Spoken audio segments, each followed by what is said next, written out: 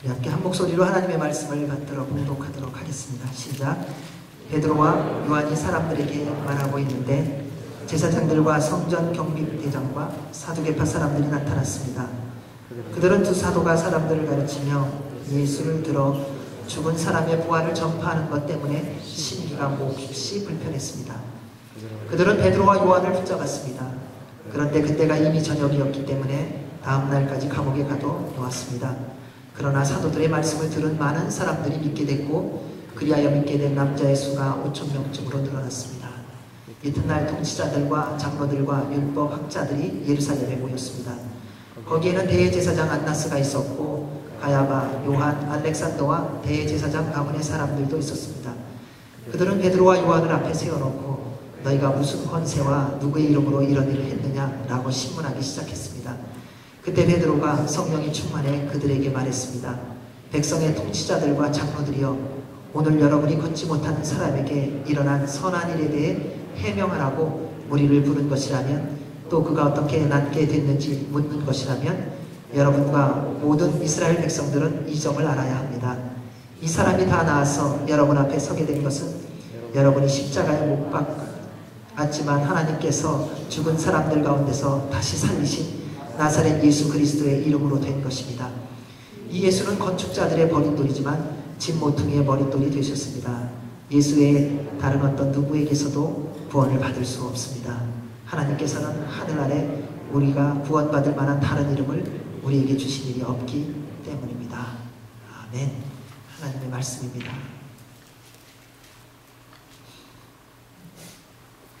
사랑하는 여러분, 예수님 다 믿으시죠? 예수님 믿는 것에 가장 큰 축복 가운데 하나가 뭐라고 생각하십니까? 많은 것이 있겠지만요, 오늘 말씀을 보면서 예수님을 믿는 사람들이 누리는 복 가운데 가장 큰 복 가운데 하나가 뭔가, 그것은 예수님 믿기 때문에 받는 핍박입니다. 우리는 예수님 믿을 때 고난 없으려고 믿지요. 우리는 예수님 앞에 나온 이유가 실현 안 당하려고, 내가 원하는 내 인간적인 계획 다 이루어져 가는 것 때문에 주님 앞에 나오는 경우가 많습니다. 네, 주님 앞에 나오면 주님이 우리의 기도를 들으시고 응답하시고 우리를 모든 질병과 고난과 걱정과 염려에서 해방시켜 주시고 회복해 주시는 분이십니다. 그러나 그것이 우리가 예수 그리스도를 믿는 전부라면 우리는 세상의 사람들이 믿는 우상 숭배와 별로 다를 바 없는 모습을 보여주는 것입니다. 예수님을 믿기 위해서는 예수님을 위하여 고난받음이 있어야 됩니다. 예수님을 믿는다는 것의 가장 큰 복 가운데 하나는 예수님 믿기 때문에 시련이 있다는 것입니다. 그래서 예수님은 산상수훈에서 이렇게 말씀하셨습니다. 복되도다 의를 위해 핍박을 받는 사람들이여 하늘나라가 그들 것이다.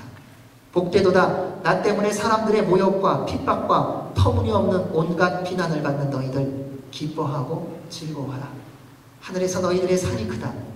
너희들보다 먼저 살았던 예언자들도 그런 핍박을 당했다. 여러분, 예수님을 믿는다면 이런 일이 반드시 있어야 됩니다. 있으면은 뭐 견디지 뭐, 이게 아닙니다. 예수 그리스도를 정말 믿고 있다면은 주님이 말씀하신 이 산상수훈의 말씀이 우리의 인생 가운데, 어쩌면 우리의 매일의 삶 가운데 반드시 있어야 할 것입니다. 예수님의 제자로 사는, 예수님의 제자답게 살아가는 가장 큰 은혜가 무엇일까? 그것은 예수 그리스도의 이름을 위해 핍박을 받는 것입니다. 그래서 예수님의 제자답게 살아가기 시작하면 누구도 예외 없이 고난과 시련의 광야를 거치게 되어 있습니다. 여러분, 아직 예수님 때문에 고난받아 본 적이 없다면 내 잘못으로 고난받는 거 말고요, 내 성격 때문에, 내 고집 때문에, 내 식대로 살다가 어려움 당하는 거 말고 정말 말씀대로 살았는데 핍박받는 것을 말하는 것입니다. 정말 주의 뜻대로 살고 있는데 오해받은 것을 말하는 겁니다. 내가 함부로 하고 오해받는 거 아닙니다. 그거는 당연히 받는 거예요. 내 식대로 행동하고 다른 사람이 뭐라고 그러는 건 그거 마땅한 거고요. 그런 거 말고요, 정말 말씀대로 살았는데 정말 주님의 뜻대로 살아가기로, 순종하기로 결정하며 한 걸음 한 걸음 내 것을 희생하며 내 것을 다 내어놓고 살아가면서 겪는 고난 말하는 것입니다. 예수님을 믿는다면 그런 일이 있다는 것입니다. 예수님을 정말 믿었다면 그러한 것에 대한 고백이 반드시 있을 것입니다. 근데 만약에 그 고백이 없다 그러면 기대하십시오. 곧 있을 겁니다. 왜냐하면 여러분은 예수님을 믿기 때문이에요. 예수님 믿는 사람에게 주어진 가장 큰 은혜요 복이기 때문입니다. 예수님의 이름을 믿는 믿음으로 받는 고난은 정말 예수님을 믿고 살아가는 자만이 누릴 수 있는 특권입니다. 그래서 내가 정말 예수님 제대로 믿는가 그걸 확인하는 아주 좋은 잣대 중에 하나가 뭐냐면요, 말씀대로 살았는데 오해받는 거예요. 나는 정말 선한 마음으로 했는데 상대가 기가 막히게 반응하는 거예요.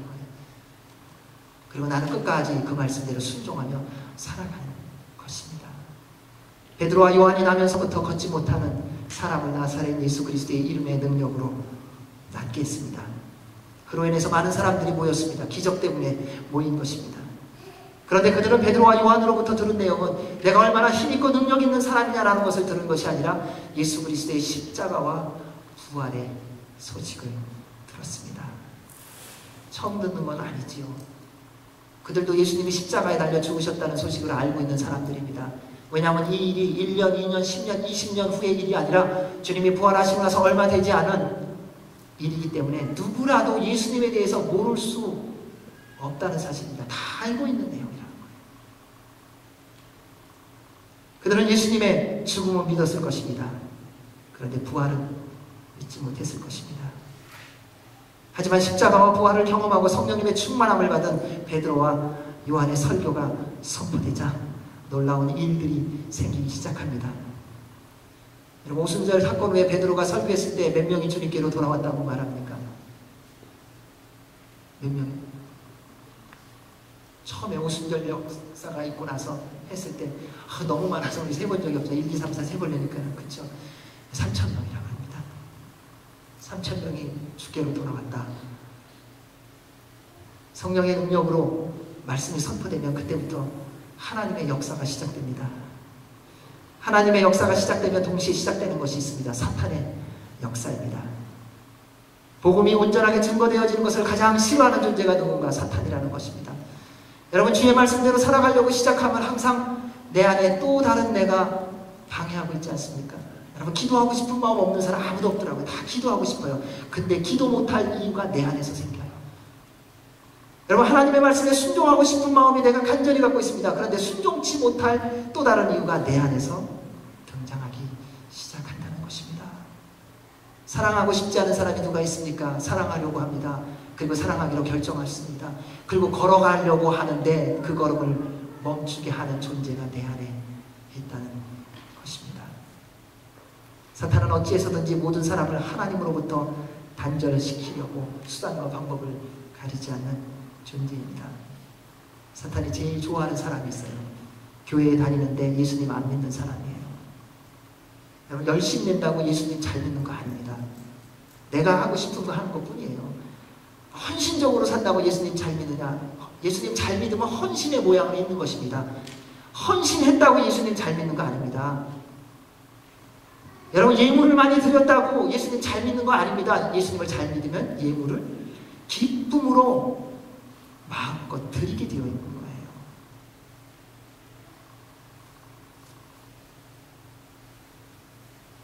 교회는 다니는데 복음은 하는데 믿지 않기에 전하지 않고 말씀대로 살지 않습니다. 왜 알기는 하는데 믿지는 않으니까요. 그래서 우리 말은 잘하는데 삶이 따라가지 못할 때가 많다는 것입니다. 하지만 말씀을 정말 믿기 시작하고 말씀대로 살기 시작하면 여러 방향에서 세상의 공격이 시작될 것입니다. 왜냐하면 그 한 사람으로 인해 이 어두운 세상에 생명에 비치신 예수 그리스도가 증거되어진 것이기 때문에요. 사단은 여러분이 얼마나 잘 살았냐, 얼마나 많은 권력을 갖고 있느냐, 얼마나 많은 명예를 갖고 있느냐, 얼마나 많은 성공을 하느냐 관심이 없습니다. 여러분이 하나님으로부터 멀어질 수 있다면 여러분에게 성공을 줄 것입니다. 여러분으로부터 예수님으로부터 관심만 멀어지게 할 수 있다면 여러분에게 명예를 줄 것입니다. 여러분이 하나님 아닌 비록 예수 그리스도의 이름으로 행한다 할지라도 여러분 안에 정말 예수 그리스도만 없을 수 있다면 얼마든지 예수 그리스도의 이름으로 전도하게 하고 찬양하게 하고 나누게 할 것입니다. 그런데 다 가짜라는 거예요.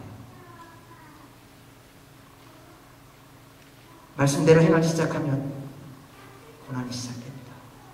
말씀대로 정말 살기 시작하면 이해할 수 없는 일이 생기기 시작합니다. 사도들에게 그 일이 일어나기 시작했습니다. 1절입니다. 1절 같이 읽겠습니다. 시작. 베드로와 요한이 사람들에게 말하고 있는데 제사장들과 성전 경비대장, 사두개파 사람들이 나타났습니다. 베드로와 요한이 예수님의 십자가와 부활을 전파하는 것 때문에 온 사람이 누구입니까? 기적을 이루었을 때는 아무도 오지 않았습니다. 그런데 예수님의 십자가와 부활이 성령님의 능력으로 선포되기 시작하자 모여든 사람이 있습니다. 종교 지도자들이었습니다. 그들이 누굽니까? 사실은 그들은 예수님에 대하여 가장 먼저 알려야 되는 사람이에요. 수십 대, 수백 년 동안에 하나님에 대하여 연구했던 사람입니다. 말씀에 대하여 전문가입니다. 모든 사람들에게 말씀을 가르쳤던 사람입니다. 하나님의 아들이신 메시아신 예수 그리스도를 가장 먼저 알아보고 그에 대한 그 길을 예비하는 사람이 되어야 하는 사람들이 바로 이 사람들이었습니다. 그런데 그들은 하나님의 역사가 일어날 때는 전혀 오지도 않다가 십자가와 부활이 선포되자 그들이 다가왔습니다. 그리고 한 것이 무엇입니까? 베드로와 요한을 잡아들였습니다. 베드로와 요한을 잡아들인 이유가 뭡니까? 잘못했습니까? 법을 어겼습니까? 아니요. 2절에 이렇게 말합니다. 우리 2절 말씀 읽겠습니다. 시작.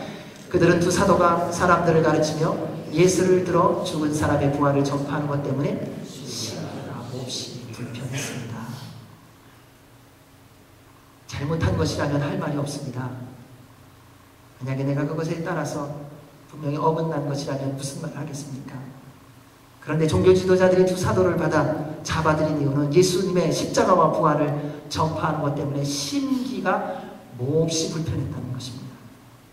왜냐하면 그들이 예수님을 잡아서 죽인 장본인들 아닙니까? 진리가 사실이 알려지면 우리는 좋아할 거라고 말합니다. 그래서 사실이 뭐냐고 따질 때가 많잖아요. 그게 사실이 뭐냐? 우리 그런 얘기 많이 하잖아. 그게 진실이 뭐냐? 우리 그런 거 따지거든요. 근데 따지는 사람한테 정말 진실과 사실이 드러나면요, 그 사람이 제일 두려워하는 거 아세요? 왜요? 자기 안에 사실을 알리고 싶지 않고 진실을 가리고 싶은 마음이 있기 때문에 그래서 소리치는 거예요. 그래서 얘기하다가 소리치고 뭐 역정을 내는 사람은요, 그냥 이해하세요. 아, 이 사람이구나. 네, 그래요. 뭐 그런 거죠. 하고 다 넘어가십시오. 그것 때문에 그 흥분할 필요 없어요. 왜 우리는 사실과 진실이 나타나면 좋아할 거라고 말하지만 아니요. 사실과 진실이 나타나면요, 다치는 사람이 생각보다 많더라고요. 그래서 우리는 다 나름대로 나는 저 사람보다 낫다는 거예요. 나는 그래도 저 사람보다 좀 덜 거짓말했다는 거지 거짓말 안 한 사람은 아무도 없습니다. 나는 저 사람보다 좀 덜 화를 냈다는 것이지 화 안 내는 사람은 아무도 없지 않습니까? 그런데 정말 사실이 드러나고 진실이 드러난다면 누가 감당할 수 있겠습니까? 그래서 범인들은요, 사실이 알려진 것을 제일 두려워합니다.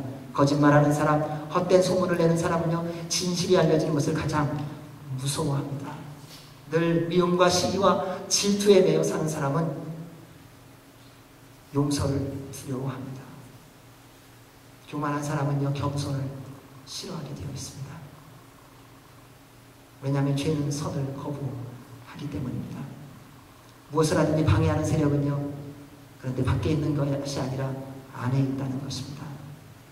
무슨 일을 하든지 처음부터 악한 심정으로 시작하는 사람이 누가 있습니까? 다 좋은 마음으로 시작합니다. 다 열정을 가지고 하더라고요. 다 선한 마음으로 시작을 합니다. 그런데 시간이 가면서 마음이 불편해지기 시작하면 슬슬 딴지를 걸기 시작합니다. 법에 어긋나는 것도 아니에요. 그렇다고 그렇게 그거 갖고 싸울 만한 잘못이 있는 것도 아니지 않습니까? 이유는 딱 하나예요. 내 마음에 안 든다는 거예요. 여러분, 부부싸움 할 때 왜 싸우세요? 아내가 남편이 말씀에 어긋난 행동을 하기 때문에 역정을 내신 적 있으세요? 당신은 말씀대로 살지 않으면 되겠다고. 주님이 사랑하라고 그랬는데 어찌 사랑하지 않으셨냐. 이것 때문에 싸우는 분도 계세요. 당신은 당신만 먹고 그렇게 잘 살면 어떡하냐고. 말씀의 주님은 내 것을 나누라고 했는데 그렇게 자기 옷은 잘 사면서 다른 사람은 한 벌도 안 사면 그게 되겠냐고. 여러분, 그것 때문에 싸우신 적 있으세요? 우리는요, 싸우는 게요, 하나님의 말씀에 어긋나서 싸우는 거 거의 없다고 해도 틀리지 않습니다. 다 내 마음에 안 들기 때문에 싸우는 거예요. 여러분, 주님의 일을 하면서 주님의 공동체 안에서 어려운 일, 힘든 일이 있을 때 무엇 때문에 서로 다툼이 되고 파가 갈리십니까? 하나님의 말씀에 어긋나서요? 아니요. 내 생각과 내 계획에 맞지 않아서일 뿐이에요. 근데 그것을 우리가 알아야 돼요. 그리고 그것을 받아들여야 돼요. 나하고 안 맞으면요, 우리는 어떻게 해서든지 그걸 정리하려고 해요. 내가 원하는 대로 움직여주지 않으면요, 우리는 어떻게 해서든지 그것을 거부하려고 한다는 것입니다. 왜냐하면 그것을 통해서 우리는 내가 해롭다는 겁니다. 사람들은 어떤 일을 하든지 별로 상관하지 않습니다. 하지만 내 마음에 불편한 것과 나를 해롭게 하는 것이라면 수단과 방법을 가리지 않고 공격하는 것이 우리의 모습입니다. 이처럼 두 사도들이 걸린 죄가 있습니다. 그것은 괘씸죄였어요. 말씀에 어긋난 게 아니었어요. 계명에 어긋난 게 아니었다는 것입니다. 종교자들의 심기가 몹시 불편했습니다. 없는 내용, 잘못된 내용을 전했기 때문도 아닙니다. 모든 것이 사실이기 때문입니다. 과장된 내용을 전한 것이 아닙니다. 헛된 소문을 만들어낸 것이 아닙니다. 사실을 말했기 때문에 이 두 사도들은 종교 지도자들에게 괘씸하게 걸린 것입니다. 그런데 제자들의 모습을 보면 세상 지혜가 부족한 모습을 볼 수 있습니다. 적당하게 해야지요. 물에 물 탄 듯 술에 술 탄 듯 좀 더 열심을 내어서 할 수 있으려면, 장기적으로 하려면 이럴 때 누가 세력자인지 알고 누가 조종하는 사람인지 알고 좀 잘 해야 되지 않겠습니까? 그런데 그들은 그렇게 하지 않습니다. 눈으로 보면 위기의 순간입니다. 난감한 형편에 처했습니다. 하지만 종교 지도자들에게는 하나님이 주신 기회라는 것입니다. 여러분, 우리는 누군가 상대를 하다가 내 안에 불편한 점이 들어오면요, 한 가지 생각하시면 돼요. 그게 내 모습이라는 거예요. 그럼 내가 그것을 다 이해하고 알고 있다면 불편할 일이 없잖아요. 누군가가 나에게 말을 하는데 아이 그러면 되겠냐고 이렇게 말해도 무슨 상관이 있어요. 그게 그분이 말투가 그런데 그런 거죠. 평생을 그렇게 살아왔는데 내가 그 말투를 듣고서 당신은 나한테 어떻게 그렇게 말할 수 있냐고, 그냥 아무 상관이 없다는 거예요. 그냥 이렇게 말하시는구나. 마음은 그렇지 않거든요. 어떤 분이 도울 때요, 다 보여주면서 도왔어요. 자, 이거 잘 쓰세요. 그럴 수 있어요. 그분은 그렇게 돕는 게 너무 기쁜 거예요. 고맙습니다. 그리고 받으면 돼요. 당신이 나를 거지 취급하냐? 그 사람이 좋은 마음으로 그냥 받아들이는 거예요. 내가 불편한 것은요, 거기에 내가 잘못이 있는 거예요. 마찬가지예요. 부모와 자녀가 싸울 때 왜 싸웁니까? 자녀가 잘못했어요? 아니요. 자녀가 한 행동이 내 마음에 걸린다는 거예요. 부모님이 불편합니다. 왜 불편합니까? 부모님이 법에 어겨서요? 아니요. 부모님이 내 시기에 안 맞는다는 거 아닙니까?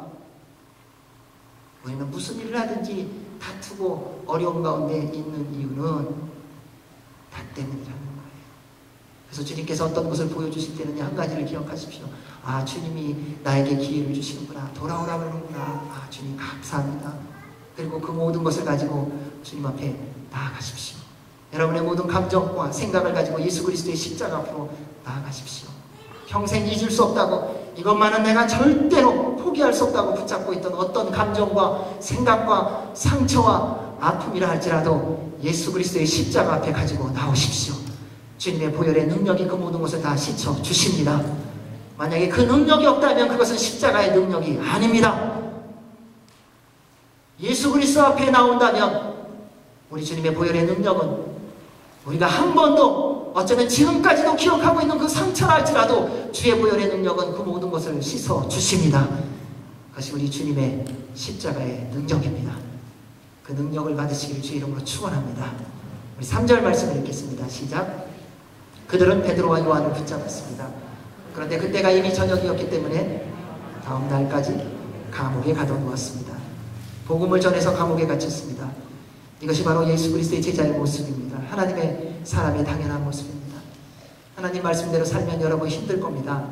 말씀대로 살면 여러분 손해보아야 합니다. 그리스도를 따라가기 위해서 여러분 자존심을 버리셔야 됩니다. 예수 그리스도의 사람으로 살기 위해서 바보처럼 살아야 됩니다. 여러분, 예수님 믿는 사람은 똑똑한 사람 아니더라고요.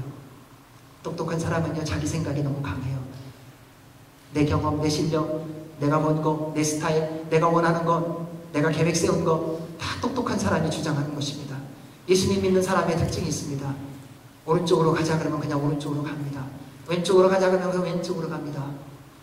어떨 때 보면 이 사람이 생각이 있는가 없는가, 도대체 이렇게 해서 이 세상을 어떻게 살아갈 수 있는가 라고 의심이 들 만큼 그 사람을 만나면요, 도저히 이해할 수 없는 사람입니다. 왜냐하면 그 안에 예수 그리스도가 계시기 때문입니다. 함께 가자 그러면 언제든지 함께 갑니다. 밥을 달라고 하면 자신이 먹지 못하더라도 자신이 먹을 밥까지도 내어놓는 사람입니다.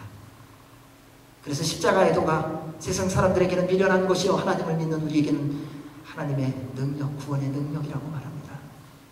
사람들이 이해할 수 없는 삶을 살아갑니다. 겸손하게 살면 교만한 사람이 무시하고 멸시하기 시작할 것입니다. 온유하게 살기 시작하면 세상의 사랑하는 사람들이 여러분을 공격하기 시작할 것입니다. 세상 사람들의 말씀대로 사는 믿음의 사람들을 바라보며 손가락질하고 있습니다. 그리고 이렇게 말합니다. 세상 물정도 모른다고, 시대의 변화도 모른다고, 문화도 모른다고, 그렇게 해서 어떻게 살아가겠냐고 말합니다.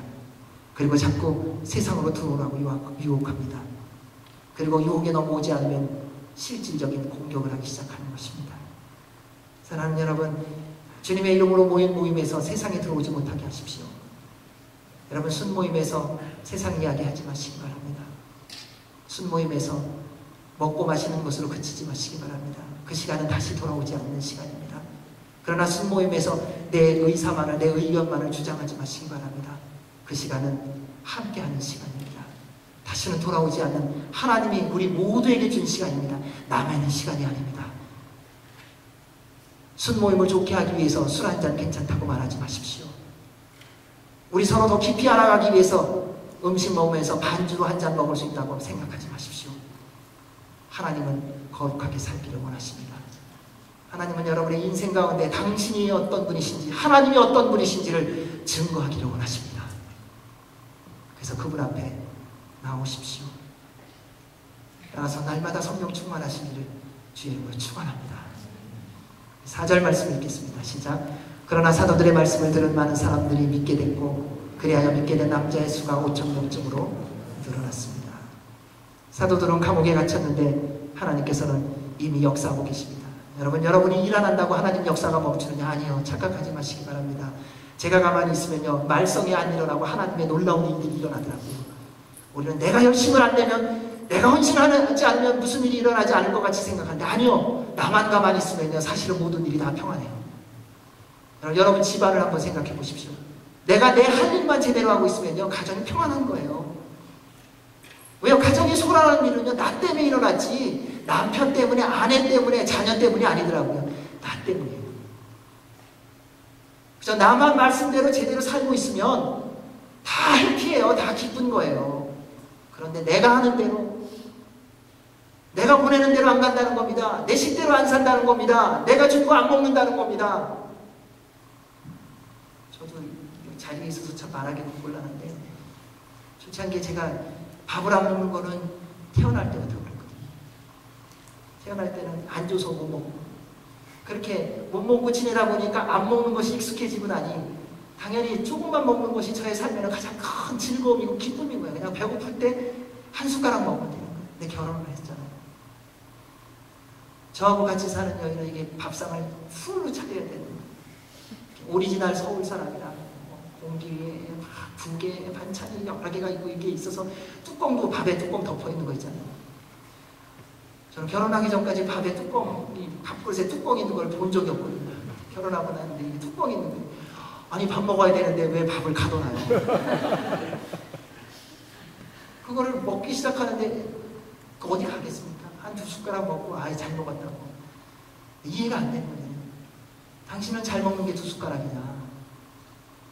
차려준 거는 다 먹어야 되지 않냐? 얼마나 제 마음에 어려움과 시험이 되는지. 근데 제 마음과 어려움이 시험이 되는 그 시간이 지나고 나니까는 제 아내의 마음에도 동일한 시험과 어려움이 없겠구나. 그 사실을 발견하는데 10년이 걸렸습니다. 그리고 알았어요. 그냥 주는 대로 못 먹으면 미안하다고 그러고 용서해달라고 다음번에 내가 열심히 먹겠다고 했으면 됐는데 그저 또 제 주장을 한 거야. 나는 원래 안 먹는 사람이다. 근데 어느 날 가는데 밥이 없어요. 그래서 제가 알았어요. 안 먹는다 그러면 안 되는구나. 조금 먹는다. 그래서 그 준 것에 감사하고 기뻐하며 사니까요. 그 다음부터는 평안이 오더라고요. 사랑하는 여러분, 감옥에 갇혀있다고 하나님의 역사가 이루어지지 않는 게 아니라 이미 하나님은 모든 역사를 이루시고 감옥에 간 베드로와 요한으로 하여금 하나님의 하나님 되심을 보게 하십니다. 사도들이 전한 내용은 간단하지 않습니까? 예수 그리스도의 십자가와 부활뿐입니다. 이 단순한 복음을 성령님의 능력으로 선포하는 것입니다. 그러자 믿는 자의 수가 놀랍게 늘어났습니다. 여러분, 부흥은요, 기교나 기술이 아니에요. 부흥은요, 어떤 능력 있는 사람이 열심을 내어서 이루어지는 것이 아니라는 것입니다. 부흥은 사람의 능력이 아닙니다. 하나님의 말씀이 성령님의 능력으로 선포되어질 때에 하나님께서 구원시켜 주시는 것입니다. 우리가 노력해서 구원의 역사가 일어나는 거 아니에요.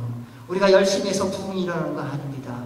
내가 예수님 제대로 믿고 십자가와 부활의 능력을 경험하고 내가 성령님 충만해서 말씀대로 내가 살기 시작하면 하나님이 말씀대로 순종하는 여러분 한 사람 한 사람을 통하여 예수 그리스도가 어떤 분이신지 세상에서 방황하고 갈등하는 이들에게 보고 느끼고 깨닫게 해주셔서 주님께서 그들을 주께로 인도하시는 것입니다. 그것이 영적 부흥이에요.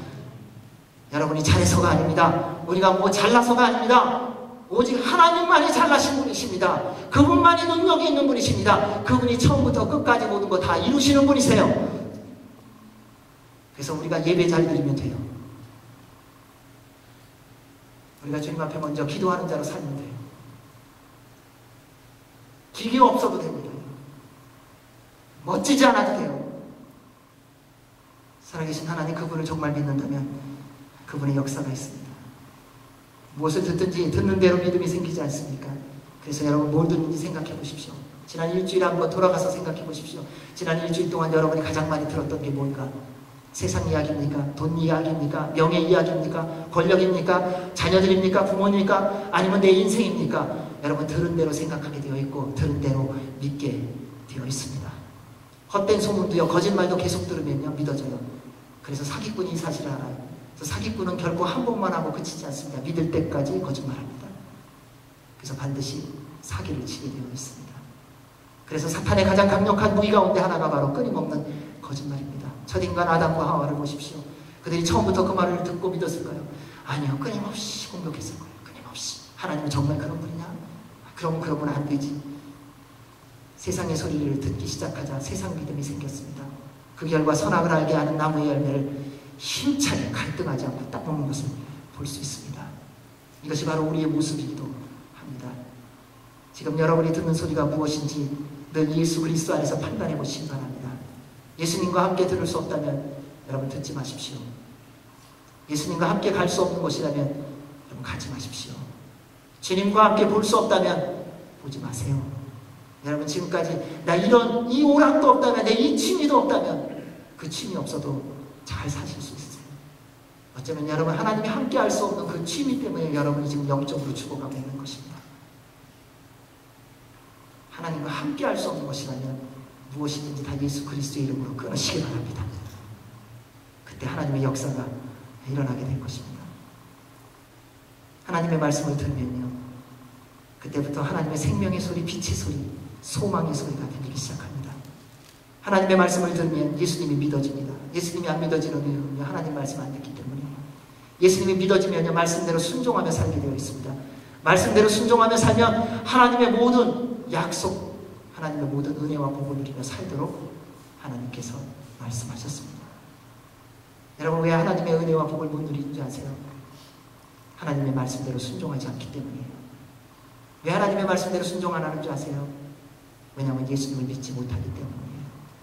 왜 예수님을 믿지 못하는 줄 아십니까? 하나님의 말씀을 듣지 않기 때문이에요. 그래서 말씀을 이렇게 말합니다. 그러므로 믿음은 들음에서 나고 들음은 그리스도의 말씀에서 납니다. 우리 5절에서 7절 말씀을 읽겠습니다. 시작. 이튿날 통치자들과 장로들과 예루살렘에 모였습니다. 거기에는 대제사장 안나스가 있었고 가야바, 요한, 알렉산더와 대제사장 가문의 사람들도 있었습니다. 그들은 베드로와 요한을 앞에 세워놓고 너희가 무슨 권세와 누구의 이름으로 이런 일을 했느냐라고 신문하기 시작했습니다. 베드로와 요한을 신문하기 위해 모인 사람들은 모두가 예수님을 십자가에 달려 죽게 한 장본인들입니다. 뭐 다른 사람이 모인 게 아니에요. 어디나 비슷한 사람들이 모이게 되어 있는 거 아시죠? 다 비슷하게 모여 있습니다. 뭐 처음에는 다 같이 있는 것 같아도요. 조금만 지나보세요. 가만 보면 다 끼리끼리 모이게 되어 있어요. 그래서 유유상종이라고 그러거든요.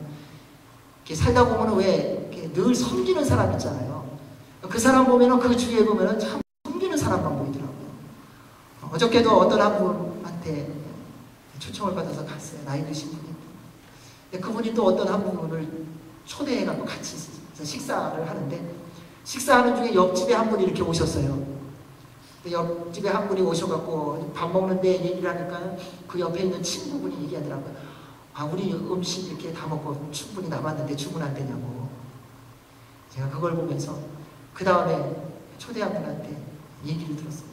그분이 어떤 분이냐 했더니 뭐만 있으면 이렇게 남는 분이래.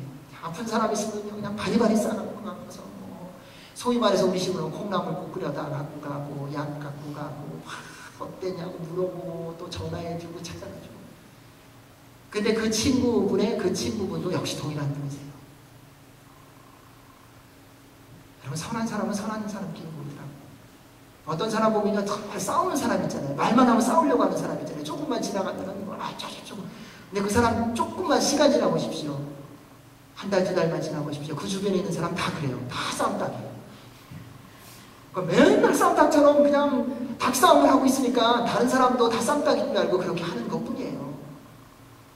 사람은 다 비슷하게 모여있다는 것입니다. 미움이 많은 사람은요, 미움 사람끼리 모입니다. 시기하는 사람은요, 시기하는 사람끼리 모이고요, 판단하는 사람은요, 판단하는 사람끼리 모입니다. 그래서 보면 온유한 사람을 보면요, 그 주변에 참 온유한 사람들이 이렇게 모여 있어요. 사랑하는 사람을 보면요, 그 주변에 사랑하는 사람이 모여 있다는 것입니다. 이것은 마치 빛과 어둠이 함께하지 못한 것 같아서요, 그렇게 된다는 것입니다. 따라서 세상이 여러분을 핍박하고 힘들게 해도 이상하게 여기지 마십시오. 당연한 것입니다. 여러분, 예수님의 말씀대로 살면서 고난당할 때 기뻐하십시오. 하나님의 나라가 이미 여러분에게 임한 것입니다. 그리고 그만한 것이 감사한 줄 아십시오. 그리고 즐거워하시기 바랍니다. 예루살렘에 모인 종교 지도자들이 누구입니까? 그들은 기득권자입니다. 그들의 관심은 예수님도 아닙니다. 다른 사람도 아닙니다. 오직 자신뿐입니다. 이것이 바로 종교인들의 대표적인 모습입니다. 교회는 나오고 예수님은 믿는 것 같습니다. 나름대로 열심을 냅니다. 무슨 일을 하면 제일 앞장서서 합니다. 그리고 무엇을 시키면 다 잘하는 것 같습니다. 그런데 자신을 위해 살 뿐이에요. 그래서 언제든지 왔다 갔다 해요. 열심을 냈다, 안 냈다. 그래서 사람의 공통적인 특징이 있습니다. 상황과 여건과 상관없이 신실하다는 것입니다. 종교인들은 하나님에 관심이 없습니다. 종교인들은요, 예수님에 관심이 없습니다. 종교인들은요, 성령님에 관심이 없습니다. 다른 형제자매가 관심이 없습니다. 오직 자기만 있을 뿐이에요. 예수 그리스도의 이름으로 일하는 것 같지만, 그러나 그 일도 내가 원해서, 내가 즐거워서 하는 것이지 정말 하나님의 나라와 영광을 위해서 하지 않는 경우가 얼마나 많은지 모릅니다.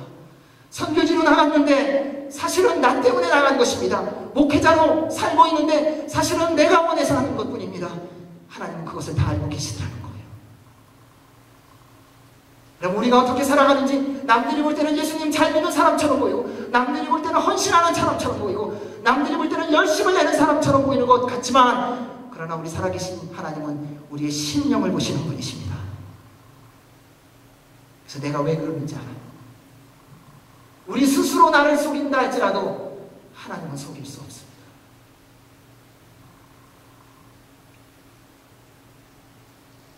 사랑하는 여러분, 세상 사람들은요, 자신만 괜찮으면 무슨 죄를 져도 상관하지 않습니다. 종교 지도자들이 두 사도들에게 말합니다. 너희가 무슨 권세와 누구의 이름으로 이런 일을 했느냐? 오직 자신들에게만 관심이 있어요. 깡패들이나 하는 말입니다. 여기가 내 구역인데 누구 허락받고 그 일하느냐는 거예요.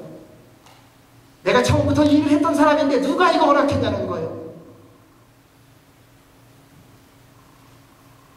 마이크 하나 이쪽에 갖다 놓으면 누가 그거 그렇게 했냐고 그러는 거예요. 볼륨 하나 올리면 누가 올리라 그랬냐는 거예요. 밖에서 주보를 나눠주면 누가 주보 나눠주냐. 내가 처음부터 했었는데 이거 내가 다 한다는 거예요. 그것이 바로 기득권입니다. 그들은 지도자로서 백성들에 대한 관심이 전혀 없습니다. 그렇다고 진리에 대한 관심이 있느냐? 아닙니다. 그들은 오직 자신의 권력과 자신의 지위와 자기가 하고 싶은 일에만 관심이 있을 뿐이에요. 그래서 그 일에만 열심을 내는 것입니다. 동일한 모습이 역시 우리 가운데도 얼마나 많은지. 모양새는 하나님의 일이지만 그 안에는 인간의 일입니다. 말하기는 하나님의 영광이지만 사실은 나의 영광을 위해서입니다. 영역 싸움이 얼마나 치열한지요. 누가 높은 자리냐 누가 맡았느냐는 겁니다. 그리고 줄타기를 합니다. 서로 견제하고 힘구여르기에 온 힘을 사용합니다. 그래서 정작 힘을 써야 할 때는 아무런 힘도 내지를 못합니다. 여러분, 세상에서 열심히 여러분 식대로 살고 오면요, 예배가 신날 수가 없습니다. 왜요? 기분 다 빠지고 왔는데요. 내가 원하는 식대로 다 살았는데 어떻게 하나님의 일을 섬길 수가 있겠습니까? 내가 하고 싶은 생각 다 하고 왔는데 생각할 여지가 없는데 어떻게 하나님 생각을 할 수 있겠습니까?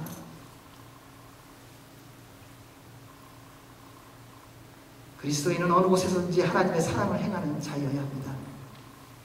주님의 말씀대로 순종하며 사랑하고 섬기고 나면요, 여러분 죄질 시간이 없어요. 여러분, 무릎을 꿇고 주 앞에 기도드리면요, 다른 사람에게 대한 판단하고 비난하고 소문을 낼 시간이 없다고요. 내 물질을 가지고 주님이 주신 것을 가지고 어렵고 고난 가운데 있는 자들 열심히 섬기고 있으면 쓸데없는 거에 사용할 돈이 없다고요.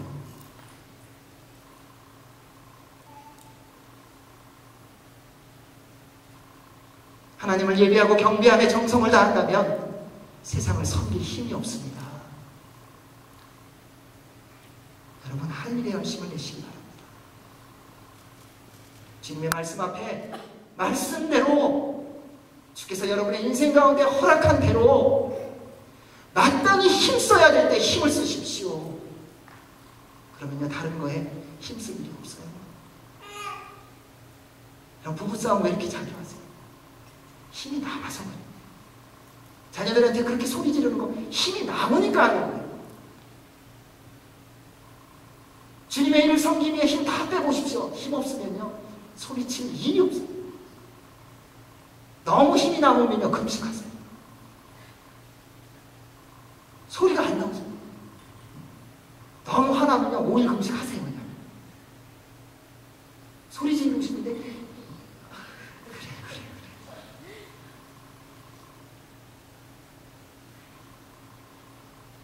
여러분, 주님만을 경배하며 그분만을 사랑하며 여러분의 온 힘과 생명을 들으시기를 주 이름으로 축원합니다.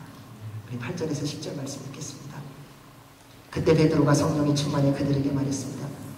백성의 통치자들과 장로들이여, 오늘 여러분이 걷지 못하는 사람에게 일어난 선한 일에 대해서 해명하라고 우리를 부른 것이라면, 또 그가 어떻게 낫게 됐는지를 묻는 것이라면 여러분과 모든 이스라엘 백성들은 이 점을 알아야 합니다.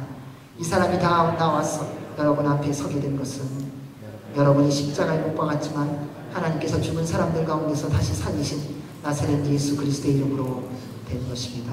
성령님 충만한 것의 특징은 담대합니다. 세상의 공격이 무섭지 않습니다. 말씀을 전하다 죽을지 모릅니다. 계속 감옥소에 가서 고문을 당할지도 모릅니다. 하지만 성령님 충만하면 예수 그리스도의 증인으로 사는 것이 가장 큰 기쁨이 됩니다. 주변의 사람들이 뭐라고 말하느냐가 아니라 주님의 말씀대로 순종할 수 있다는 것이 가장 큰 즐거움이 됩니다. 사람들이 이해할 수 없습니다. 사람들이 해석되어지지 않습니다. 요즘에 보면 길가에 사거리에 구걸하는 사람이 참 많더라고요. 저는 여러분에게 부탁드리고 싶습니다. 1불짜리도 좋고 코너도 좋고 준비하십시오. 그리고 그 사람들이 나보다 돈을 더 많이 버는 것 같이 보여도 주님의 마음으로 그 사람들에게 하나씩 주십시오. 따지지 마세요. 담배를 핀다, 술을 마신다, 그것은 그가 하나님 앞에서 해석할 일입니다. 여러분, 우리는 주의 사랑을 나누는 사람이어야 됩니다. 우리는 주님의 마음을 전달해야 되는 사람이지 우리가 판단해서 하나님의 자리에 설 사람은 아니라는 것입니다.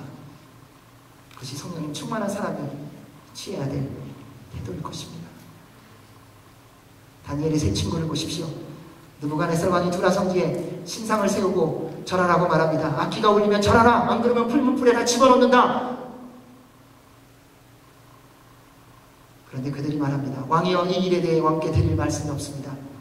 만약 우리가 절하지 않을 경우 우리가 섬기는 하나님께서 우리를 활활 타는 불구덩이 속에서 구해 주실 것입니다. 그분이 우리를 왕의 손에서 구해내실 것입니다. 왕이여, 그러나 그렇지 않을지라도 우리가 왕의 신들을 섬기거나 왕이 세우신 금신상에 절하지 않을 줄 아십시오. 무엇이 이들로 하여금 이렇게 담대하게 말하게 했겠습니까? 그들은 하나님을 믿었습니다. 이 결과가 뭡니까? 7배나 뜨거워진 풀무불에 던져지는 것입니다. 우리는 이 정도 얘기하면 하나님이 야, 너 정말 믿음의 고백을 했구나. 내가 너를 지키고 보호하리라. 이것이 우리의 기대예요. 하나님은 그 결정적으로 하나님을 영화롭게 하는 그 순간이었는데 우리 하나님 침묵하고 계세요. 수많은 관리들이 있고 그 왕의 한마디면 당장이라도 죽는 순간인데 그 엄위한 왕의 명령 앞에 다니엘의 세 친구는 살아계신 하나님 그분의 말씀대로 순종하겠다고 담대히 선포합니다. 왕의 명령이 떨어집니다. 7배나 풀무불을 세게 해라. 그리고 이 괘씸한 것들을 당장 던져넣어라. 하나님은 그때까지도 기다리십니다. 병사들이 와서 그들을 붙들고 7배나 뜨거운 풀무불에 던져놨는데 얼마나 뜨거웠는지 던지는 그 사람이 타 죽을 정도로 뜨거운 그 불에 다 떨어졌어요. 우리는 가기 전에 하나님의 보호하심과 막아주심을 기대합니다. 그런데 하나님의 역사를 보면 풀무불에 들어가야 하는 데까지 가야 합니다. 사랑하는 여러분, 여러분 하나님의 말씀에 어디까지 순종하십니까? 주님의 말씀을 전하는 담대함이 어디까지 있습니까? 여러분 주의 말씀대로 순종함이 어디까지 순종이라고 생각하십니까? 그들은 죽었습니다. 하나님은 그 죽은 그들을 살리셨습니다. 그들은 중입을 당했지만 그들 안에는 영원한 생명이 있었습니다. 그들은 불에 떨어졌지만 이미 그들은 하나님 나라를 들어가고 있었던 것입니다. 성령님 충만한 사람은 영원한 나라를 보는 눈이 있습니다. 이 땅이 전부가 아닙니다. 영원한 나라가 있기에 이 땅에서 겪는 수많은 고난 시련이 있다 할지라도 늘 감사와 기쁨으로 살아가는 사람입니다. 그래서 지금의 고난과 시련과 핍박과 환난에 무너지는 자가 아니라 영원한 하나님 나라를 소망하며 담대히 예수 그리스도를 고백하며 매일매일의 삶을 승리하며 살아가는 사람입니다. 이러한 사람이 되시기를 주의 이름으로 축원합니다. 우리 10절, 11절, 12절 말씀 읽겠습니다. 시작.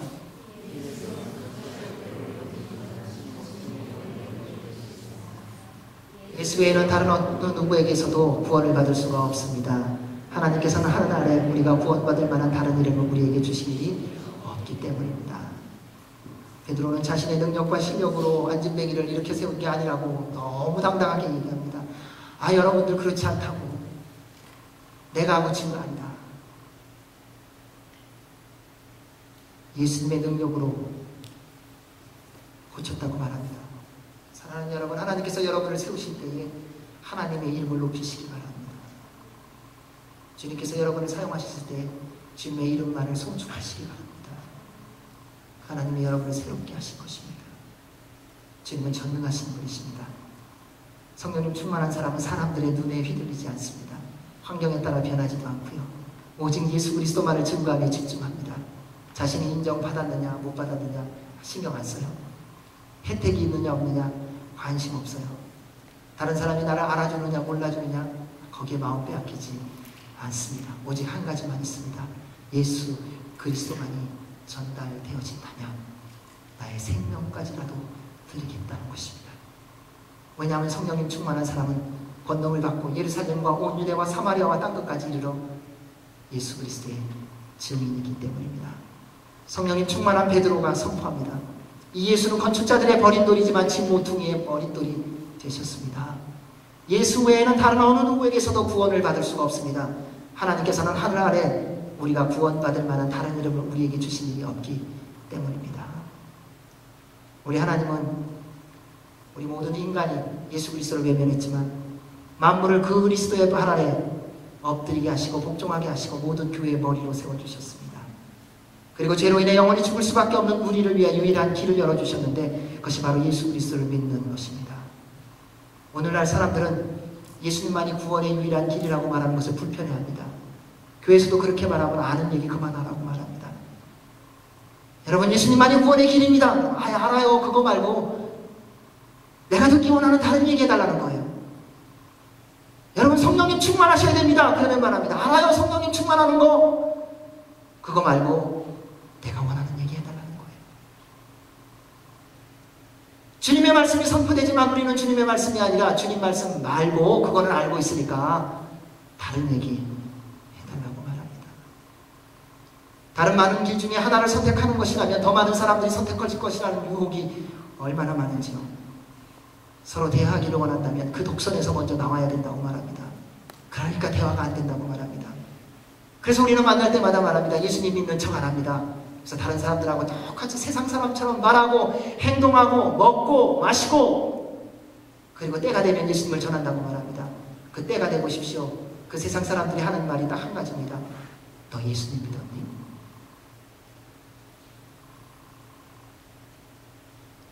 너무 고집스럽고 무식하게 보이는 것 같지만 예수 그리스도만이 구원의 길입니다. 우리는 세련되게 믿고 싶어합니다. 우리는 능수능란한 신앙인이 되기를 원합니다. 하나님은 세련된 신앙인을 찾는 것이 아니에요. 하나님은 당신의 말씀에 온전히 순종하는 한 사람을 찾고 계십니다. 사랑하는 여러분, 믿음의 능숙함을 만들려고 하지 마십시오. 믿음은 날마다 성장하고 변화하고 성숙해져 가는 것입니다. 믿음에는 어떤 세련함도 없습니다. 믿음은요, 어떤 화려함도 없습니다. 믿음은 어쩌면 언제나 고생과 희생과 섬김만 있을 것입니다. 사람들이 세상이 유혹할 것입니다. 시대에 맞게, 문화에 맞게 살라고 속지 마시기 바랍니다. 항상 기억하십시오. 예수님을 믿어야만 구원을 받습니다. 아직 예수님에 대해서 갈등하는 분이 계시다면 오늘 주님 안에서 결정하시기 바랍니다. 예수 그리스도만이 여러분을 구원시키는 생명의 길입니다. 베드로가 선포합니다. 예수 외에는 다른 어느 누구에게서도 구원받을 수가 없습니다. 하나님께서는 하늘 아래 우리가 구원받을 만한 다른 이름을 우리에게 주신 일이 없습니다. 기도하겠습니다. 하나님 아버지, 오직 한 이름만 주셔서 감사합니다. 그 구원의 이름 예수 그리스도가 우리의 전부가 되게 하여 주시옵소서. 예수님 이름으로 기도하옵나이다.